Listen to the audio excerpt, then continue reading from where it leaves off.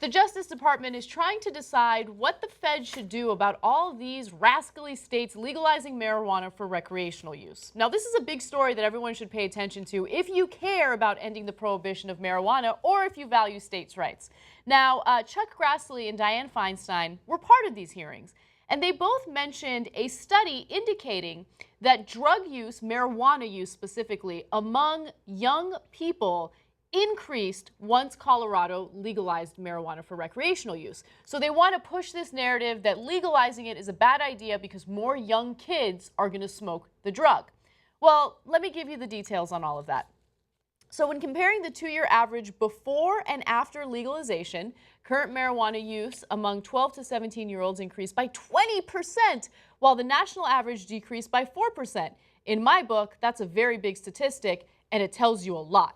Now, that was a statement from Senator Dianne Feinstein during these hearings, and I'm about to debunk not only that study, but any notion that legalizing it is going to lead to an uptick of young people smoking it. No, Anna, that's a respected U.S. senator, Yeah. okay? And she's telling us that it means a lot. I mean, that is a 20% jump. I want you to keep that number in mind, okay? Yeah. And by the way, apparently Dianne Feinstein and Chuck Grassley didn't get the memo from the Nixon aides that we just got the revelations about in this April, we started a war on drugs to make sure we could arrest more black people and hippies, liberals who were against us. That's Ehrlichman, Nixon's aide, that he said that's why we started the war on drugs. Yeah, and I could be wrong, but I'm curious to see how much private prisons have contributed to these two lawmakers in order to continue prohibition of marijuana. I don't know. I mean, it leads to a steady flow of inmates into these prisons, right? Yeah. So now let's talk about that study. First of all, the study was done by Rocky Mountain High Intensity Drug Trafficking Area. Okay. It is an anti-drug legalization organization that released this data. So already there's a red flag. That doesn't necessarily mean that their methodology is wrong. It could actually lead to some interesting results, but not so much. When you focus on teenagers and break the numbers down by states, or by state, the samples are quite small, which is why NSDUH, that's the National Survey on Drug Use and Health, pulls data for 2 years at a time. For 2011 to 2012, the 2 years before legalization, the rate of past month marijuana use, aka current use, among 12 to 17-year-olds in Colorado was 10.5%. That number rose to 12.6% in 2013 to 2014, the first 2 years in which marijuana was legal for recreational use. So that's where the 20% comes from, right? There's the data that you'll find in this study. But there are huge issues with how the methodology was done, and there are huge issues when you consider the fact that drug use, marijuana use among minors was already increasing by about 20% every 2 years anyway, without legalization. Okay. Given the potential for sampling error, we cannot say with 95% confidence, the usual standard, that the increase Feinstein deems very big actually happened.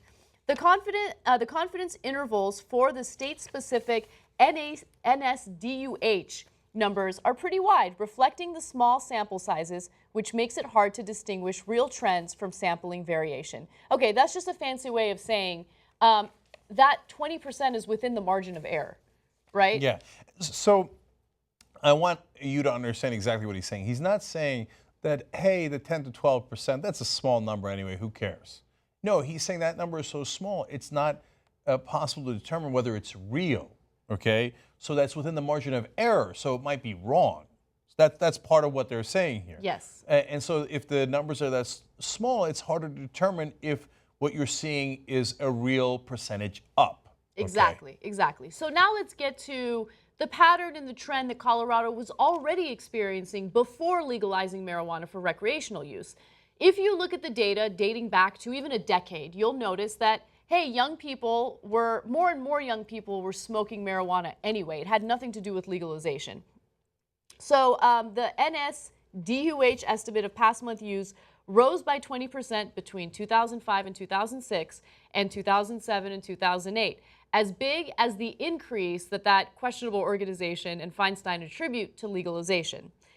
In fact, Larry Wolk was commented in this piece by Forbes, and he actually works for the state. He says, we've always had a high use rate among youth and adults. That's the director of Colorado Department of Public Health and Environment. It's something we've had to contend with whether or not marijuana is legal. So that's not news. It's easy to get misled by numbers if you don't understand what's behind those numbers. Damn.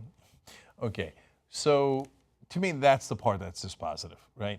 It turns out, no, these same bumps existed before you legalized marijuana. In fact, here's another one. The increase between 2006 and 2007 and 2008 and 2009 was even bigger, 25%. So I could have come out and made an argument, oh my God, we've got to legalize marijuana. Yeah. While it's illegal, its use among the kids has gone up 25%. Hurry up and make it legal. Okay. And under the same logic, you can say, hey, the rate of increase, even if you believe it, has gone down, right? Yes, it's still increasing, but not as much as it was increasing when it was illegal. Yes. Here's the reality. Young people who wanted to smoke marijuana while it was criminalized got their hands on marijuana. I mean, I remember being in middle school and seeing 11, 12-year-olds smoking weed, right? Yeah, I got it offered in elementary school. Yeah, exactly. I didn't smoke it back then, but in elementary school? yeah. I grew up in Jersey. We weren't playing. I don't even know what that means. But that's crazy. Wow. Okay. Yeah. So look, it happens. I don't want the kids smoking pot. That's for later in life. Okay. But I don't want kids drinking beers. That doesn't mean beer should be illegal. I don't want kids smoking cigarettes. I don't think cigarettes should be illegal for adults, right? And I can go on and on. So that even if everything she was saying was true, it still doesn't make sense. Yes. But it's wildly misleading.